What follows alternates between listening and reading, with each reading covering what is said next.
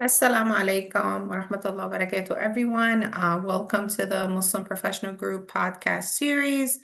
Today, we are not just hosting a panel, we are opening a door for generations Assalamu alaikum wa rahmatullahi wa to barakatuh, come. everyone.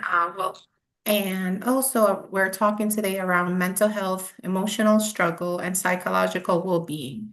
Today, I'm very honored to be joined by the greatest speakers that we have today, Sister Raheela Hussain, licensed social worker, and Brother Abraham Sharkas. I'm sorry if I mispronounced your last name. National Certified Counselor and Licensed Associate Counselor dedicated to guiding individuals through emotional growth.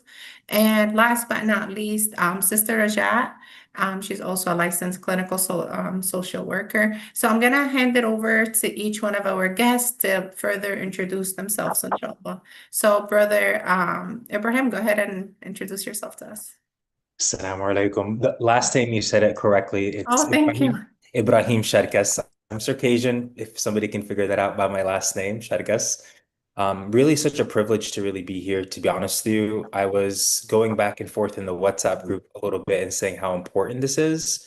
So I'm honored to be of service to any capacity that I can to either shed light on something, but more so maybe open the doors to curiosity on a topic, quite frankly, of what we're actually discussing today to and towards our community. So inshallah, God willing, it opens the door to something even greater that's outside of my control.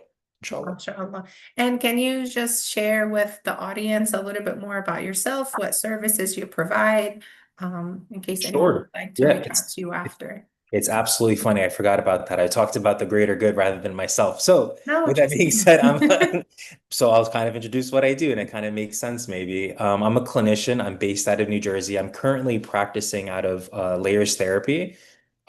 We are pretty much 100% telehealth. If somebody would like to contact me with questions or curiosity, you can feel you can feel free to find me some way, somehow. Outside of that, I'm also an educator. I currently work through assisting at Walden University in their clinical mental health program at a master's level. And my biggest emphasis now has been towards qualitative research, which I absolutely love. So I can be a nerd if y'all want me to be that. Towards the tail end of this call, I'll be more than happy to. I have a lot of notes, so you'll see me looking down because I want to make sure I dot my I's and cross my T's. So that's a little bit about me. very good. Well, thank you so much, and it's an absolute pleasure to meet you. So Sister Raheela, go ahead and please introduce yourself to us and to the audience. Assalamu alaikum, everyone. I'm Raheela Hussain. I'm a clinician, another clinician. I actually work full time at a mosque, a local mosque, providing mental health to the community, and especially to the Muslim community. And I also work at Phoenix Wellness, providing clinical therapy to the community. Um, that's pretty much it. I'm alumni of Rutgers, or Go RU. So got my master's from Rutgers in 2017. That's pretty much it. Nothing like Ibrahim, but is there. Well, mashallah, I'm sure you all are doing a great work for our community. So thank you for being here today. And again, go ahead, Sister Rajaa. Please go ahead and introduce yourself to us. Hello, everyone. This is Rajaa Bourhani, and I'm also a clinician.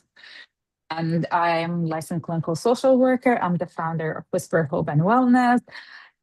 I'm specialized in working with relational trauma, spiritual trauma.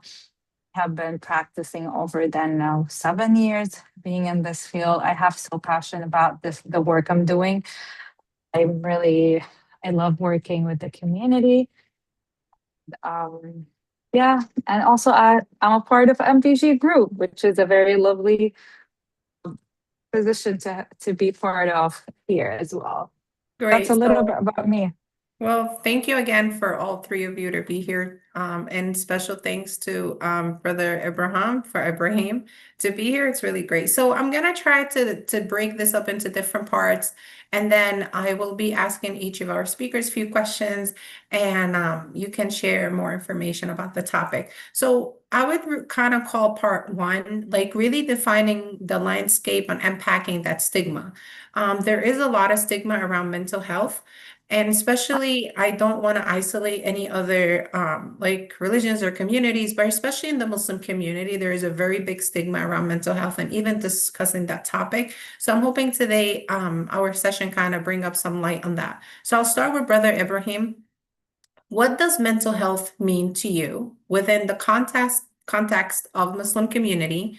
And why do you think emotional struggles are so often misunderstood as strictly spiritual problems? First off, that is such a big question. So I'm going to do my best to pick it apart with, in truth, really a lens of openness and curiosity. Um, Coming into this, I took a little bit of notes down, as I said. So if you guys do see me looking down, I just want to make sure that I hit a couple points that I think that may be important, but sort of maybe oversimplistic. From a broad general conceptualization, I think most current scientific traditions can agree that mental health kind of falls into three core clinical domains. Maybe they'll name it in a different way or they'll add to it. But the first one that I can kind of see a commonality is, how does the day-to-day feel? The second one is based on functionality. Could be sleep, could be work, could be vocational, could be relational.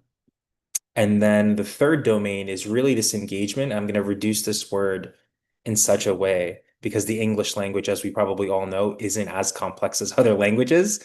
But the third domain is how honestly we can actually be with ourselves and those who are closest to us. The tail end of that question, what does mental health mean to me within the context of the Muslim community? In truth, that's the one that I really sat with. And I'm going to be transparent. Currently, now, I would say between maybe 75 to 85% of my clients um, are Muslim. They identify as Muslim. They're Swana for the most part. First gen, I would say. So this fourth element of this context that I can clearly name is the state of their relationship to what they hold sacred. And this would be their relationship to Allah, their relationship with Islam. So I think, to answer what does mental health mean to me within the context of Muslim community, it's going to be something that holds every single one of those pieces in truth, sincerely, and doesn't see each part exclusively functioning on its own, but seeing it as a big narration and a tapestry to how it actually functions. That's the first part of the question. And there was a second question that you asked. I want to make sure I heard it and I didn't miss it. Absolutely. Why do you think emotional struggles are often misunderstood as strictly spiritual problems? Emotional struggles specifically misunderstood as spiritual. Like, Please, yeah, and expand on that for me. yeah, so like every time like we're having an issue, oh maybe you're not close to Allah, or maybe you have to pray more, it's always like something like feel better about it. You're a Muslim, other, like in that sense. Yeah, I think the one thing that kind of comes up for me, and this is something I'm going verbatim, and this is just a gut feeling of my own lived experience. So this is gonna be more of a personal share, and hopefully it's gonna be of value to everybody listening. I think because coming from the community that I was raised in, Islam was so etched. There wasn't a dualistic way to kind of live my life. Everything was kind of one and the same. And coming into this culture, I think when I was in the third grade, there was more clearly this dualistic divide. I can do one thing with this and then one thing of that. Um, Growing up, everything was kind of one and the same. How we eat is a spiritual process. How we behave, how we cleanse ourselves, everything was attached to this lineage and line of spirituality. So I can feel that there is a heavy emphasis of that. It's almost like, I don't know if somebody in the chat said it, but it was coming up to me, the weakness, lacking or weak in faith. I think it's actually far from it. Because I know there was a question that we were poking on. It was, why do some people feel seeking therapy means they're weak or like lacking faith? Saying what I said, and I think to add to that, I think it's there is a barrier there for sure. I probably want to sit with a little bit more before I kind of point to it, because I want to kind of go to that first before talking about the emotional weight. Is that okay? Yeah. So I That's wanted to kind of that's share that that's personal state completely before I jump. no, Thank but you. that's really great. Thank you for sharing your insights on that. So we'll move on to Sister Raheela. Why do you think mental health is still so difficult to openly discuss in many Muslim spaces, especially that you work in, in a mosque, right, in a masjid? Yeah. How can you relate when it comes to that? And then I'll go on with my second part of the question. Okay. That is another great question. I after working in a mosque, a lot of my community members, the clients that do come to me, they fear that there is something wrong with them. Maybe Allah's punishing them because the word mental health they relate it to as they must be mentally unstable. So they feel like, oh, there's something's wrong with me. I'm getting, I'm not being a good Muslim. I'm not praying enough. I'm not believing enough to be out there, or Allah must be upset with me. So as that fear, getting that help, physical help, medical help, it's been around for centuries. Mental health has been around for centuries, but for some reason, they don't want to. It's that fear of unknown, or they link mental health with craziness. They must be crazy. Allah is a God, or Allah is punishing you.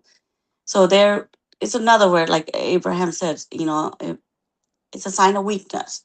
So that's why they want to come out and say, they don't want to come out. They're actually afraid to come out and accept that there is something wrong.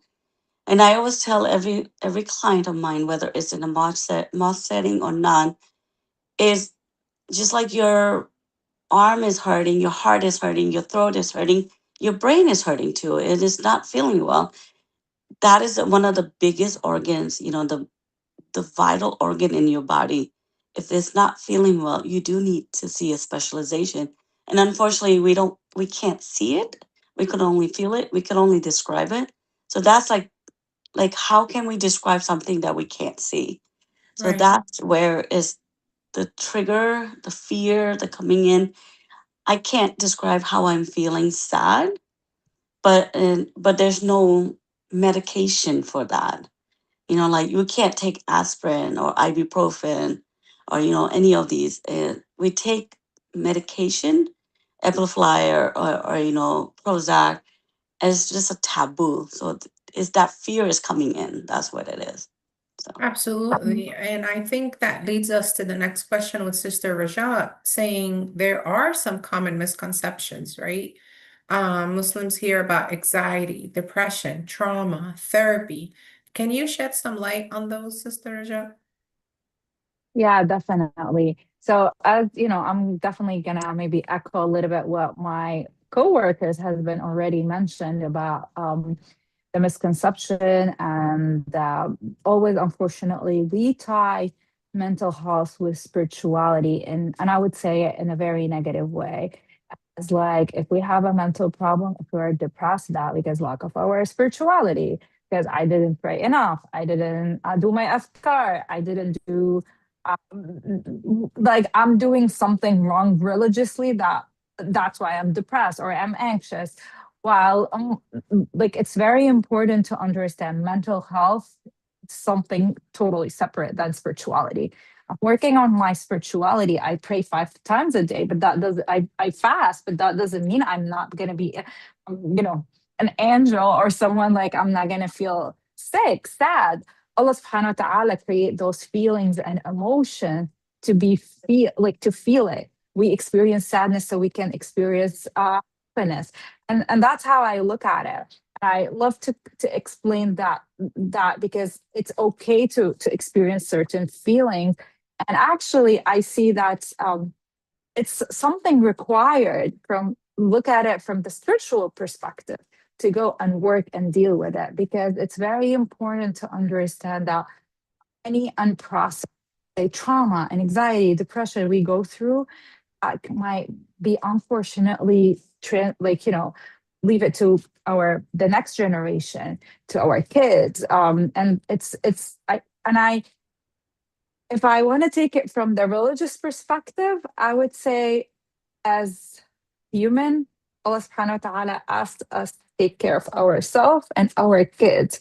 And it's our responsibility not to transfer those trauma like, let's say whatever trauma we went through, let's say that sadness, because if you are depressed as a mother, I might not be functioning well. Like, we all know here about postpartum depression, for example. And mothers deals with a lot while they are going through that postpartum depression. And that's real. That's because of the change. Does that mean the mom is not doing things spiritually correct? Or just because she went through a struggle and during a specific part of time of her life? Um, yeah, I hope I answered the question. Yeah, thank you so much. So I'm just gonna move back to Brother Ibrahim. So what do you see as the biggest source of stigma in our community? For example, why do some individuals feel that seeking professional therapy means that they're weak, as we were discussing earlier, or lacking in their faith? So, This is a good thing for me to address a little bit for sure. But also another big question. I don't know if I'm going to be the definitive source to identify what the biggest source is. I can only speak from my lived experience. Thus far, to be honest with you, I think it's something etched solely with the stigma closely attached to reputation. I cannot go to therapy because I am using what we were just talking about. I will be seen as crazy, or my family will be seen as poorly, or I will be viewed as poorly. There is this attachment to this concept of going to seek uh, treatment, to seek care as such a negative that'll impact reputation of self within the community, within the family. That's probably been the biggest thing I've commonly seen within my own experience historically. However, on the flip side, I do see that changing now with the earlier generation. I think that's partly due to more curiosity, more literature than ever now, and more people who are really stewarding this from finding the commonalities. And I want to take one small step back to answer the question about the words that we were using, like the phrase crazy. Like if you look at the concept of Majnun, I remember when I was in Jordan, and I was talking to somebody, I was with my mom. She was trying to describe what I do to somebody who doesn't really maybe have the conceptual literature, the understanding of my term there. And it translates, the closest thing I would say is probably ilm al-nafs. However, with my own misunderstanding of the vocabulary. I'm like, oh, I work with this, something up here. So hopefully this is video and people can actually see the recording. I work here.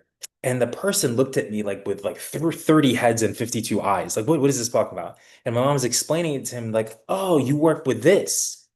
What were they pointing to here that I, with this, accumulated maybe documentation saying that I know something that somebody else doesn't know? Maybe in southern Spain with Muhyiddin ibn Arabi and Ghazat, maybe they wouldn't have clinical rigor the way that we do nowadays with our esteemed university degrees. But there was something that I wasn't comprehending here. So I think that the vocabulary we have is also important. And this is something that I'm also trying to understand. Terms like ruh, qalb, nafs. I think we have the vocabulary within our arsenal. And it's also really complex. So for me to challenge a lot of these stigma with reputation and care, I think me being educated within certain forms of literature that unfortunately have been collecting dust for generations, it's important for me to also do my best to steward that, at least trying to understand it, because it helps me break away the stigma, case in point, of reputation and whatnot. Hopefully that helps, because that's probably the biggest source connecting with the emotional words. I agree with you 100%. It's just the first thing that people say, "Oh my God, what is wrong with her?" or what's wrong with him?" How can they be perceived like that? So I think reputation is the biggest one, I would say, for stigma, and it really makes it like, especially like with parents.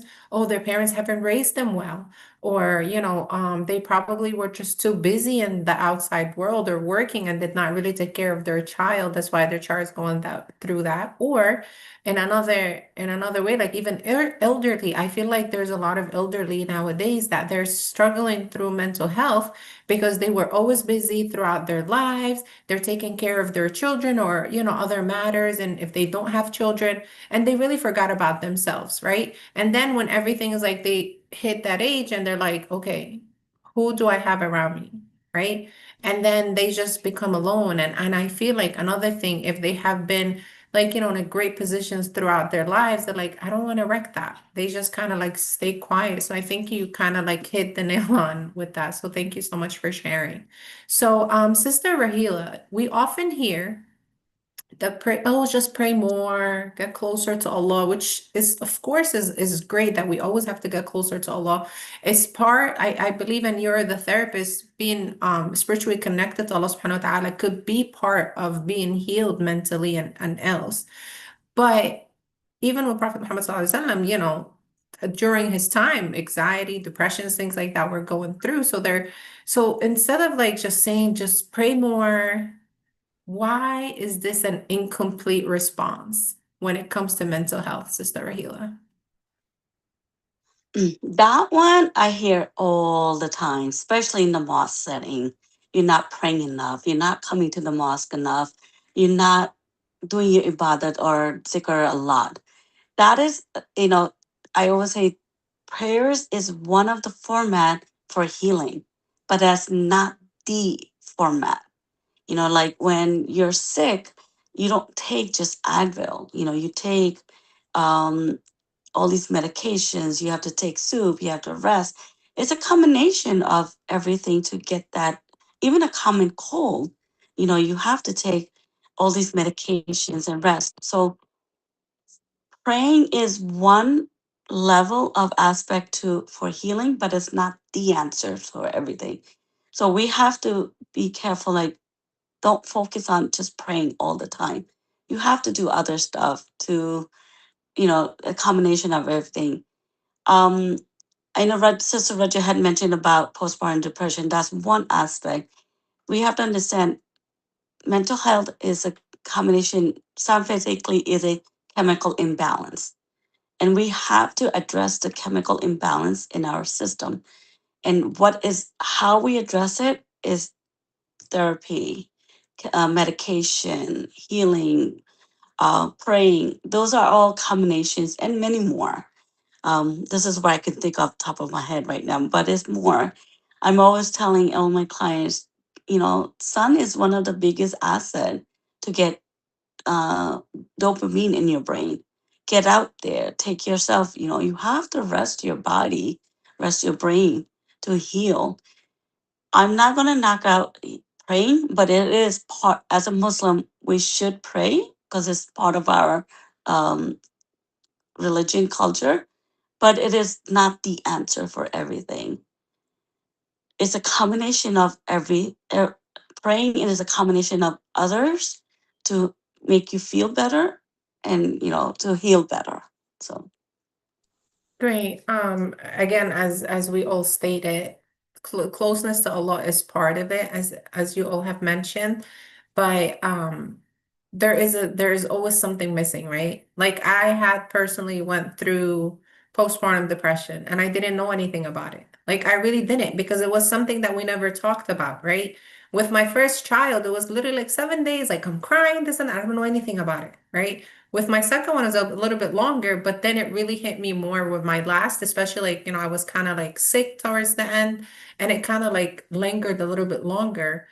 And part of it that really helped a lot was, like making a lot of afkar, trying to like remember. But I believe what helped is realizing that something was wrong. It wasn't just basically, and that's where I believe even, and we're gonna be talking about that next with generational differences, that in the past, no one talks to us about, these symptoms or what really goes on when you have a child. Oh, you're a mother. You're just gonna become a mother and everything will be resolved, right?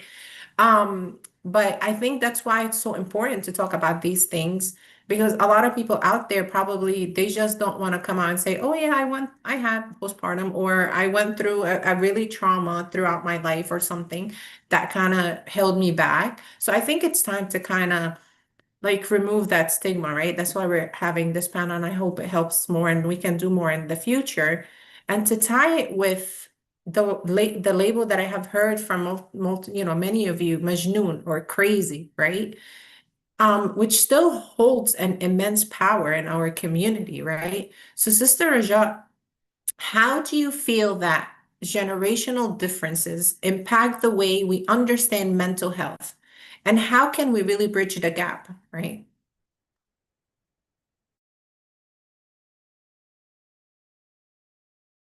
You're muted. I'm working on unmuting myself. Okay. Yeah, I this is okay.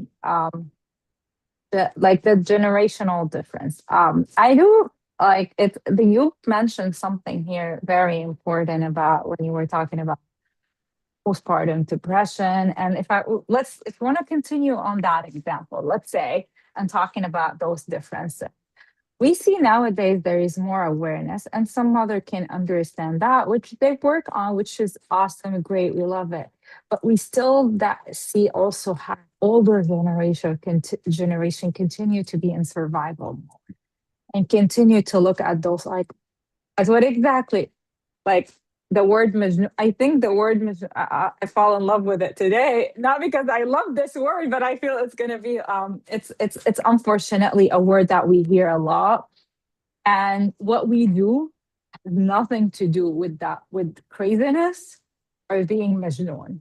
What we do, we are as actually Ibrahim, you mentioned something wonderful. We deal with the nafs, with the soul, with the ruh, with the hurt, with the qalb. That's all the work we do here. It's not about like craziness or that's that's I'm not functioning or I lost something in my brain. So when going back to that generation, the older generation, we still see how like, but oh, when I had 10 children and I was doing great, I had to feed them all. I was like, but and then this is my conversation with that older generation all the time. Like when you had to do all of that, were you feeling that you had time for yourself? Were you being able to get a breath? Did you feel relaxed? Or you always felt like you were exhausted? I'm all like, we are exhausted. We like that older generation, like when I let them reflect back on it, they understand that at that time I'm not like I was not able to, pay attention to my kids' life because I was busy dealing with 10 things and I'm not understanding that something is like I'm not feeling happy about it's something about my emotion I'm dealing with. And that's like the big gap between those generation. And unfortunately, sometimes we project that on our kids, where even though there is some awareness, but then that generation has the fear to come and speak of like, I need that support, I need that help. So, I would say it's so important to give the space of compassion, love, and a space that it's okay. We all deal with hardship. And even Rasul Sallam had to grieve, experience a lot of other emotions. So why we are not allowing ourselves to experience those emotions? Absolutely. Thank you for sharing. So we'll move kind of to part two, integrating faith, culture, and clinical care. That's what I kind of labeled it. And we'll start with Brother Ibrahim. So how can you really distinguish between spiritual care and clinical care or clinical mental health treatment? Again, I'm going to keep saying this probably at the start. I think every one of these questions is such a large question that either maybe a scholar or researcher or in truth, modern day philosopher can really truly ponder. But that question, how do we distinguish between spiritual care and clinical mental health care treatment? I think requires either one, knowing the definitions of what those are. Mhm. And I'm gonna really echo and I want to make sure I'm pronouncing your name correctly, sister. Raheela? Rahila, So, yeah. Raheela. You said something of like when you were describing like the pieces that kind of happen that you notice like on the everyday, like pray more, and there's some value in that. With maybe like a hormonal imbalances, there's something in that. With exercising more, there's something in that. I think humans, we kind of operate in a plethora of systems. So there is going to be a moment maybe when spiritual care or meaning making care is necessary. And there's going to be moments, certainly, where mental health and clinical mental health treatment is necessary. Both of those are two completely different crafts. For me, I fall into the craft of clinical mental health care. It would be going against myself and certainly out of my lane to talk about devotional work and spiritual work as if I'm, a very well-versed scholar who can quote everything to a T. That is not my lane. So I think the first thing is and I do see this really truly happening, more so now than this is the only time that I've ever lived. So I really vividly see this happening, and it's historically more documented than ever. I'm noticing more imams and spiritual providers, dare I say it, sheikhs, kind of know when their line ends and where they're limited to have somebody within their own establishments, their own organizations, see this person. This is outside of my scope. Clinicians, maybe they can also figure out where their lines and limits ends too. Not to say we can't talk about this. This is not something we can't explore, but to at least say maybe talking to somebody here or reading this can be more educational for you. So there's going to be a moment now, the distinguishing point,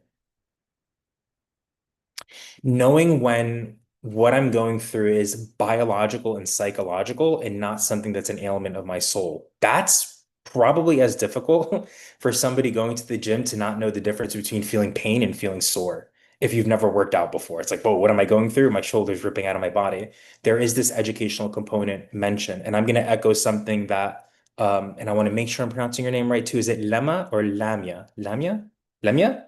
Yeah. Lemia, you said when we were talking about, which I'll never know what this is, I won't understand it at all, postpartum depression.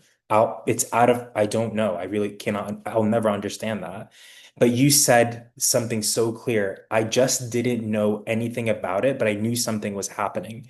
If we approach our situations with humility, and sincerity, I do feel we may be able to hear a little bit more of the answers coming from the sectors that can actually guide us. So that's my very long-winded TED Talk answer to maybe pierce through openly with that question. But feel free to clarify or jump in or No, ask. no, this is really great, but I want to stay with you because there is always this other misconception when it comes to males, right? Like to men. Here, there's like a heavy, heavy, heavy thing, like, just and pardon me for saying that.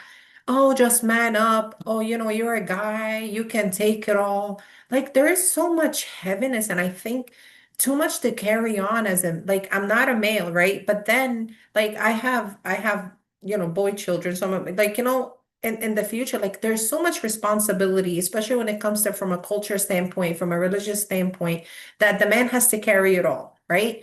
You don't have time to cry. It's just like, just be you.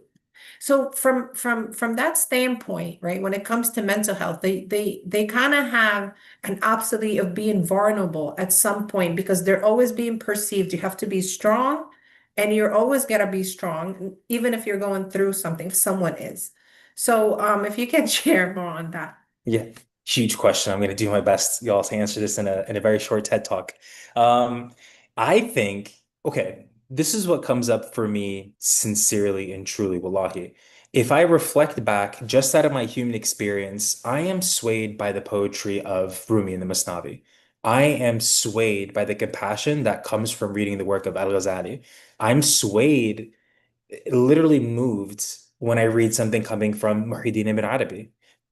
Even reading a short story that is comical but filled with a lot of love and joy from Mullah Nasruddin or Jaha, these stories that we grew up with that in truth are very clinically important and they're very relevant, they were all led through the space of love and vulnerability, and that pierced through time. So I'm starting this off with a very transpersonal overview. Now maybe more relatable. Personal experience as a man, my formative years I spent living in Amman. And I cannot remember any instance where I had a conversation of passion and love and maybe a space to openly share. I remember kind of hearing the stigma of what you're pointing to, like, just pull up your bootstraps and do what you have to do, put your head down. For me, I feel pulled to the fact that vulnerability, more often than not, opens the doors for so much work to come through, and it is not a weakness. Raja, you were pointing to this whole experience with like emotions, when you read something in the Quran or stories of the Prophet, so sallallahu alaihi wasallam, where things are pointed to emotional contexts.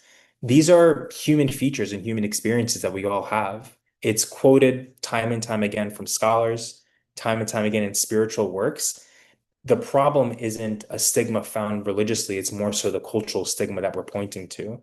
And I think the thing to maybe start opening up the door is when this weakness or that you feel this thing coming up that I can't do this, the answer might actually just be at the start of that. So that may be the starting of the process to open up the floodgates to something that has to be investigated a little bit more. But I hear it more often than not. In the last final ad, the large chunk of clients that I'm working with that are Muslim dominant, to be honest with you, most of them are men. So I am noticing this shift of this openness to try what therapy is. And then I'm hearing the commonality of, but I'm not supposed to feel this. This is wrong. Like, no, I'm not supposed to do this thing. So having a conversation with, I, I am a man, in a space where I love broaching aspects of sensitivity with grace and understanding and compassion opens up the floodgates. So it's a normal thing to feel vulnerable, and there's a lot of importance that comes with that. So if anybody who's a man listening to this, there's something there to be investigated. It's placed in us for a reason. Thank you so much for kind of like, especially like assuring them that they have a place if they need to be, right? And there's always someone that can always listen to them. So, Sister Raheela, I'll kind of go to another part. Like, women usually feel, I really don't have the time. I have to care for my family. I can always set that aside. Never give time, right? And it's doesn't. So when it comes to that, what do you really tell us women that feel caregiving is the top priority and then self-care is the last on their priority list? I think in one of our talks we had used the airplane, and that is the most famous example we always use to save others or to look out for others in a plane. You wear your mask first. Same thing. We have to be well enough to take care of others. If we're not well enough, how are we going to provide support and be there for our children, our spouse, our families, our community? We do really need to take care. I'm not saying make yourself egocentric about yourself. No. Prioritize enough in where you're doing in a healthy way, where you equally or maybe equally, like I always tell my clients, 5 minutes 5 minutes in a day, can you take out, you take the time out to pray. And doing that pray, once you're done with the praying, add another couple minutes just to sit there.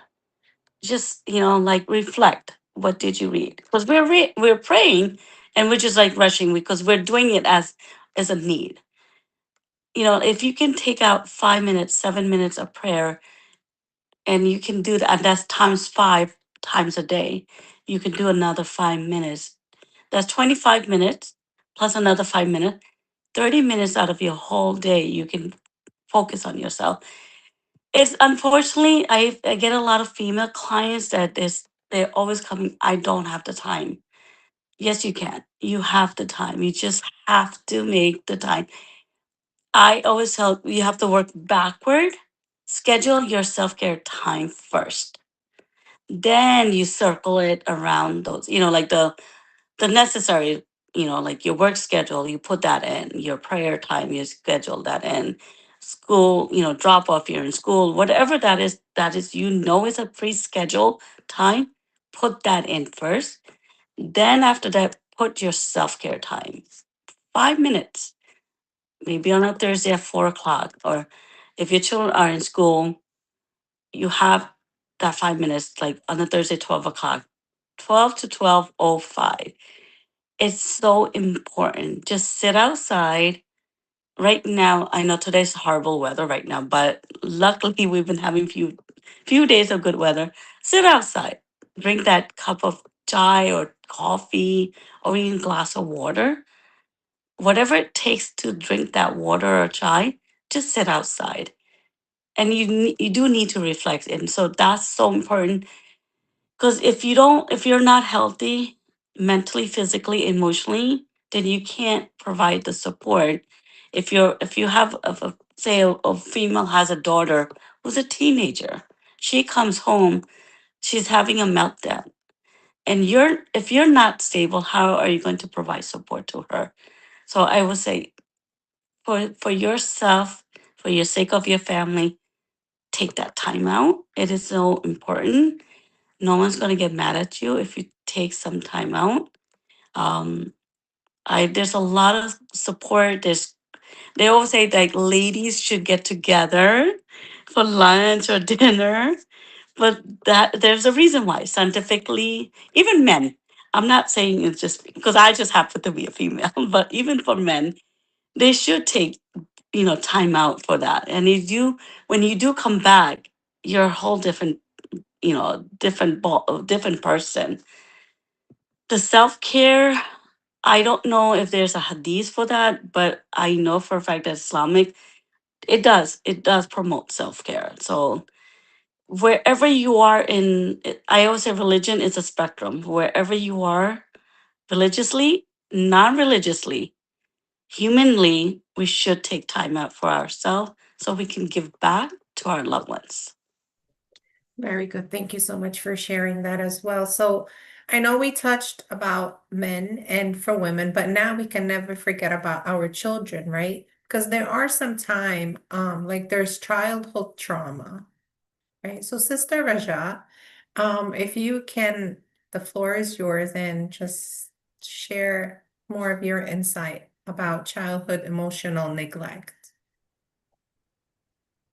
This is a tough topic because unfortunately, as parents, if you want to look at it, and when we want to talk about emotional neglect, I don't definitely I'm not pointing out that, as parents we don't love our kids, or they're doing that on purpose, but as how going back to the culture, how we grew up, we learned how to neglect emotion. We learned how to neglect feeling.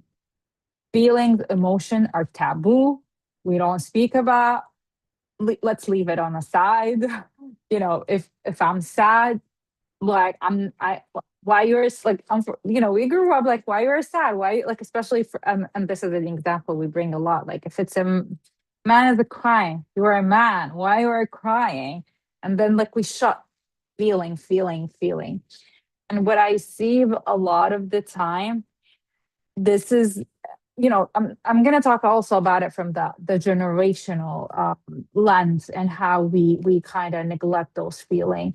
We grew up as adults not knowing how to express, and that automatically would shift, like we are not ready to listen to our kids, and that's where we start to neglect those feelings. And that's why I'm saying it's not like we don't love them. It's just the impact of generational trauma we are going in that cycle. And that is the important thing to do here, is to break that cycle, to break that generational trauma. There was and I'm not sure if anyone saw that, as was like something I was like looking on social media, and there was that little video. A grandmother is holding a rock and transitioned that rock to her daughter, and it's getting bigger, and the daughter transitioned that to her daughter and getting bigger, but then the daughter just kind of broke that rock. And I love that. I felt it's simplified how we are, impacting our kids. And I always say, as parents, we're a human being. We're gonna cause some type of trauma no matter what. Let's be realistic. That's gonna happen, but that doesn't mean like we don't work on ourselves, heal. We're not here to judge the past. We are not here to, criticize them. We are here to heal, communicate, and break that cycle. And even if I want to bring it from the lens of Islam, the Prophet ﷺ, it's just like there is so many stories how he took care of the kids, like his own kids.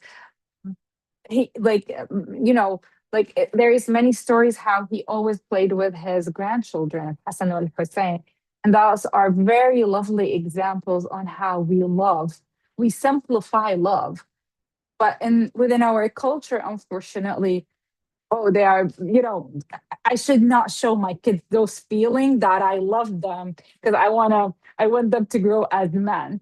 But we are seeing, alhamdulillah, a lot of good more awareness lately. I'm not here just to say that's always the case. There is so much awareness, but it's so important to shed the light on that, so we all try to work better on ourselves. Very good. And I think, you know, as collectively, right, we're talking about breaking the stigma, collective healing. We are healed, and we're talking about all part of a family, right? And it could be individuals that don't have family yet, or individuals that are trying to have a family. If we start to really collectively heal and recognize those signs, that's as I'm hearing from all of your, expert answers tonight, that it only takes that part to recognize that something is wrong, or and you need to talk about it, right? And I'm hoping, inshallah, like as this after this session and more to come, that would be just a part of the healing process, that everyone just speak out, talk to someone, regardless if you're a male, a female, a child, an elderly, everyone has a space for them, right? Um, and then no one should fear, being labeled about being Majnun or crazy. We're all crazy. There are crazy moments that we're very joyed about, right? Like when like, oh, I'm having a very good moment, like, and then we act so crazy in a good part, right? And there are parts where we're not crazy, but we just need help. And I feel collectively as all of us, and you are doing the most part of it as therapists or counselors, helping a lot of our community members, Muslim or non-Muslims, to kind of really shed the light, to kind of really see there is a way, right? Um, so I want to go to all of you as all the three panelists today to kind of help the community in one lump sum, in your own way, in your own words. How can we really collectively heal as a community, and even accepting, like if we see something or we notice something that's going on, and we kind of like, again, you're not be like, oh, you really need to go see someone, right? Not in that sense. How can we be part of helping someone else as well to heal, directly or indirectly? So I leave the floor to all of you. So we're starting the same pattern we were going with Brother Ibrahim, and then Raheela and Rajaa, so you can follow the same. Thank you. I'm going to use two words, and I hope when I use these two words, people really introspectively examine maybe the etymology or what they mean or how they can bring into their life. But I think it comes down to curiosity and sincerity. I think if one leads life with those two aspects, there would be a lot of, I'm going to use air quotes here because healing is also a common word that we use a lot often too. Same with authenticity. There's a lot of words now that I'm noticing more and more being used. But I sincerely do feel if one approaches communities, groups, family members, somebody you see on the street who you don't even know, with a level of curiosity and sincerity behind that, there's a lot of things that actually open up naturally from a space like that. I'm gonna mic drop it there. That's gonna be my Grammy Award talk right there. Very good. Thank you, Sister Raheela. All right. So when clients do actually come to me and I'm talking to them, at some point I'm always asking, how are you doing? And they get, what do you mean? I'm like, how are you feeling right now? I know you went through so much. You're talking about your past, your trauma. I hate to sneeze. So, It's okay. so, and I said, pause for a second and tell me how are you feeling? And they're just like, no one ever asked me that. And I was like, that's where, that's the first step. I want you to reflect, how are you feeling now? And how are you feeling with all, you're hearing all your talks. I want you to tell me how you felt when you heard yourself. Because no one's gonna ask you how you feel, because no one will know. But you do have to take the time and say, how are you? How are you? And they just like, they actually pause for a while and then they reflect. And sometimes they're like, I don't know. I said, that's okay. I don't know is still an answer. And you don't have to know. I always tell, journal, write it down, and then reflect a week later and come back and address, how are you feeling? And they'll come back with a stronger answer. And I said, save the answer for the next session. So that's how, yeah. Thank you so much for sharing. Sister Rajaa. So I would say Ibrahim and Raheela, you kind of cover, but I would just echo and add one thing. Honor the space for everything we had shared about. Honor space for weakness, honor space for love, honor space for mercy, honor space to give yourself a credit that you are not feeling okay.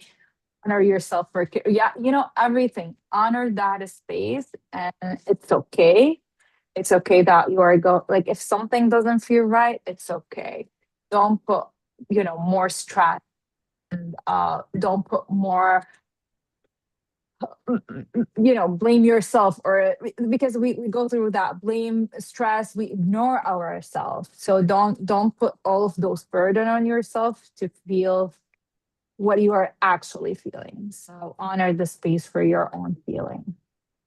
Great, thank you so much. So, last but not least, I really want to thank all three of you for such an impressive and very informative panel for tonight. Although there is a weight of stigma that always keeps many of us suffering in isolation, carrying burdens that never meant to be carried, but we chose tonight, right, to really break through that silence from the stigma, as we labeled it as collective healing. We all believe that true wellness isn't just an individual journey, it is truly a community commitment. So I really want to thank you all for all the work you do. And I know it's not easy, right? Even as therapists, like, you're hearing all of the other people's trouble, and you try to help them and navigate through that. So the work that you do can never go unnoticed. So thank you so much. And thank you for volunteering to be here today and to dedicate your time to the Muslim Professional Group podcast series. I truly appreciate you, and all the team appreciate you from the bottom of our heart. And to the audience, every therapist that we have today, I will be leaving their contact information in case you need to contact them later. They do accept patients, and you can go through all of that later. And again, being labeled as a patient is not wrong. It's good, as Raheela mentioned. If you have a cough, if you have anything going wrong with you, you need to seek help. And seeking help is part of the healing process. And Allah subhanahu wa ta'ala, He gave us our bodies, our soul, our brains to take care of. And this is an amana that Allah subhanahu wa ta'ala has given us. And if we neglect the amana, then we are not doing our due diligence with part of what Allah subhanahu wa ta'ala has given us. So with all that being said, thank you so much again, and have a blessed night, and may Allah bless you in those last the first 10 days of Zulhijjah. Allahumma ameen. Jazakumullah khair. Assalamu alaikum.